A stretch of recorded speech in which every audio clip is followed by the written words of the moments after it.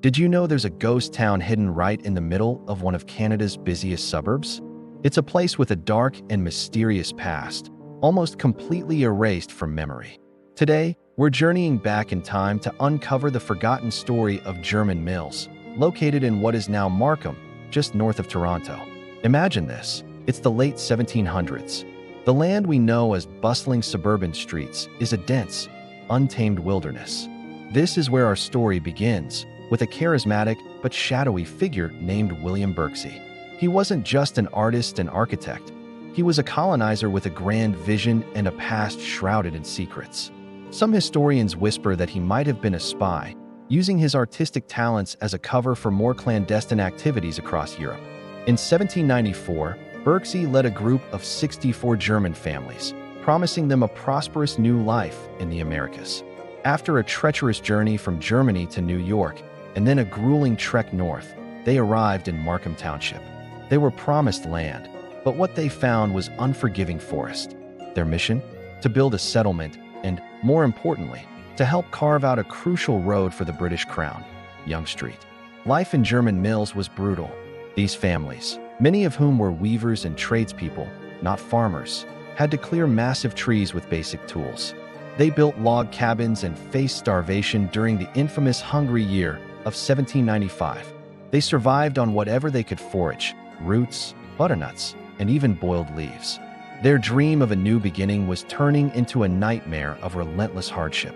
And while these settlers struggled for their own freedom, a darker reality existed just downriver. In the fledgling town of York, which we now call Toronto, the institution of slavery was a chilling part of life. Enslaved people, both black and indigenous, toiled on the lands of wealthy officials, some right along the Don River, the very same river that powered the mills in German mills. It's a stark and uncomfortable contrast, one group fighting for a foothold in a new world, while another was held in bondage just a few miles away. The settlers of German mills were instrumental in building Yonge Street. Under Berczy's direction, they cleared a path through the dense forest, connecting Lake Ontario to Lake Simcoe. This wasn't just road work, it was back-breaking labor that laid the foundation for the future of Upper Canada. They were promised land in exchange for this work, but that promise would soon be broken. Now for another layer of mystery. At the heart of the settlement, Berczy's grand plan included a series of mills powered by the Don River. A sawmill and a gristmill were built, becoming the lifeblood of the community. But tales passed down through generations speak of strange occurrences around these mills. Whispers of eerie lights seen flickering in the mill windows long after dark, and the sound of grinding gears when no one was there. Some say the spirits of those who perished during the first harsh winters remained, tied to the land they worked so hard to tame. Could these be mere folklore, or was something supernatural truly at play in this isolated community? The relationship between Berczy and the British government, led by Lieutenant Governor John Graves Simcoe, was fraught with tension. Simcoe saw Berczy as a rival, a man with too much influence over his people. Disputes over land titles and payments for the Yonge Street project escalated. Berczy fought tirelessly for his settlers, traveling to England to plead their case directly to the Crown. But it was in vain. The government ultimately refused to grant the German families the deeds to the land they had cleared and farmed. Betrayed and broken, the community began to disintegrate. By the early 1800s, many of the original families had abandoned German mills, seeking opportunities elsewhere.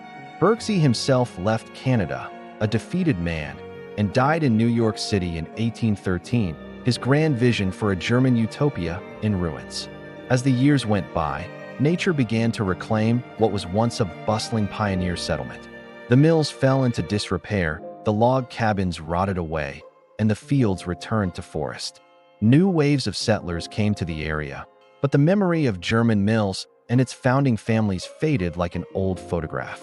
The name lived on in a few local landmarks, but the story of the people, their struggles, their triumphs, and their ultimate betrayal was largely forgotten. Today, if you walk through the parks and ravines near the corner of Leslie Street and John Street in Markham, you are walking on the grounds of this lost town. There are almost no visible traces left. No plaques detailing the immense sacrifice of those first settlers. No monuments to the back-breaking labor that built one of Canada's most famous streets. You might pass a historic schoolhouse or an old cemetery, but the core story of German mills is gone, swallowed by suburban development. It's a haunting reminder of how easily history can be paved over and forgotten. The story of German mills is one of hope, hardship, betrayal, and mystery. It's a story of spies, slavery, and the spirits that might still wander the ravines of the Don River. It's a vital piece of our local history that deserves to be remembered. So next time you're in Markham, take a moment to think about the ghost town that lies beneath your feet. Thanks for joining us on this journey into the past. If you found this story fascinating, make sure to like this video and subscribe to our channel for more hidden histories. Let us know in the comments if you know of any other forgotten places we should explore. See you next time.